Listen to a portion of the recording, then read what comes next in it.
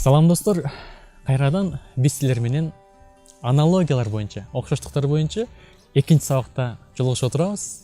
Бул албетте абдан жакшы, абдан сонун, эң сонун белги. Анткени кайрадан жолугушуп отурабыз. Мына биз өткөнкү сабакта аналогиялар, окшоштуктар боюнча кичине азыраак сөз кылганбыз. Бүгүн ошону улантабыз. Эми алгач ошо бир суроого токтолуп кетели. Көпчүлүгүбүздүн башыбызга төмөнгөдөй ой келиши мүмкүн да. Аналогиялар, окшоштуктар бизге эмне үчүн керек?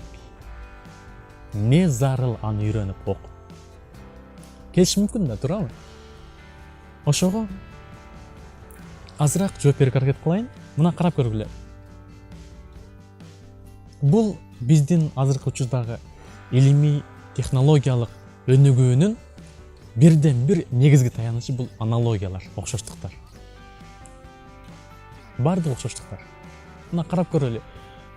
Адамзат азыркы учурда илимий технологиянын ушунчалык прогрессине жеткен, туу-чокусуна жеткен, кайсы бир учурларда булар жөнүндө адамдар кыялданчу дагы эмес.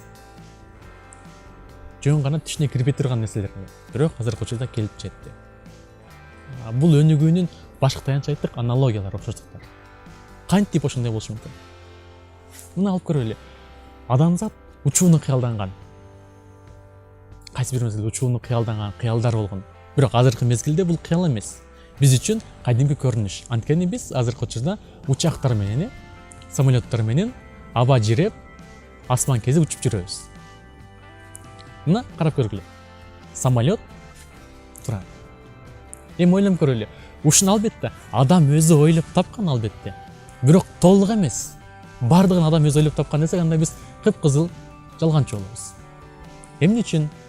Анткени биринчи муну адамга чейин уча тургандарды табият ойлоп тапкан. Мына карап көргүлө. Самолет, ал эми ага чейин мынакей куштар, канаттуулар, чымчыктар. Мына адам ушул чымчыктардын учканын көрүп, ушуларга салыштырып, анан мына самолетторду жасаган. Мынакей абаны жарып уча турган тумшугу, бийиктикте учула турган канатты, кона турган чымчыктардын буттары самолеттин шассилери. Мына окшоштук. Табияттагы болгон нерсеге окшоштуруп жасаганбыз.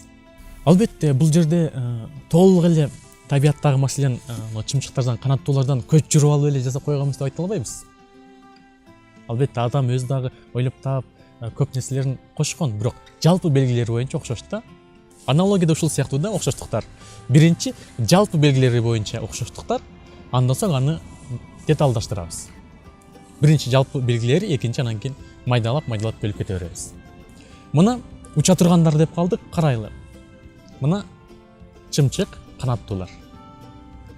Андан соң мына самолет. Жана ошондой эле ушул жерде эле мынакей ийнелик. Үчөөнү салыштыралы. Жалпы белгилери боюнча үчөө окшош. Жалпы белгилери кайсылар? Албетте үчөө тең аба жиреп, асман мейкиндигинде, бийиктикте уча алат. Бул жалпы белгилери.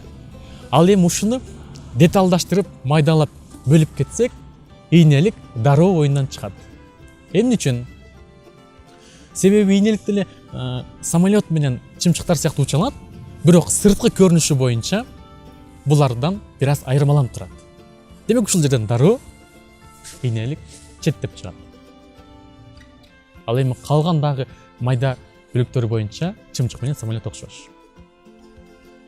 Эми ушул жерден карап көрөлү. Анда ийнеликке эмне окшош?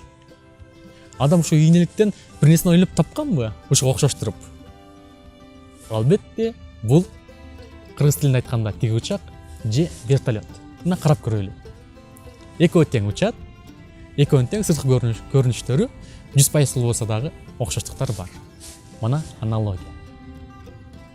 Мына же болбосо мынакей роботторду жасап жатат адамдар. Роботторду.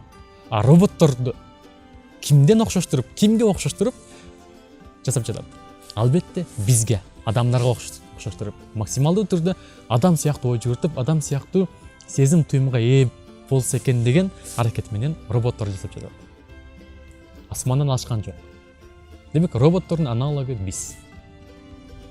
кийинкиси акыркы мезгилдерде абдан баягы асман телолорун изилдеген окумуштуулар, изилдөөчүлөр үчүн кызыгууну жараткан бул көптөгөн планеталардын ичинен жалгыз Марс планетасы болуп жатат. Эмне үчүн башка планеталар эмес, Нептун эмес, Юпитер эмес? Эмне үчүн Марс? Анткени Марс Жер планетасы сыяктуу күнгө жакын аралыкта жайгашкан. Экинчиден, ал жерде аз да болсо кычкылтек менен суутектин бир аз бөлүктөрү бар. Жана ошондой эле жер сыяктуу мезгилдердин алмашуу процесси орун алган. Мына достор, аналогиялар деген ушулар. Албетте мен аналогия эмне үчүн бизге керек деген суроого океандын аналогия океан болсо ошонун бир тамчысын гана айтууга аракет кылдым.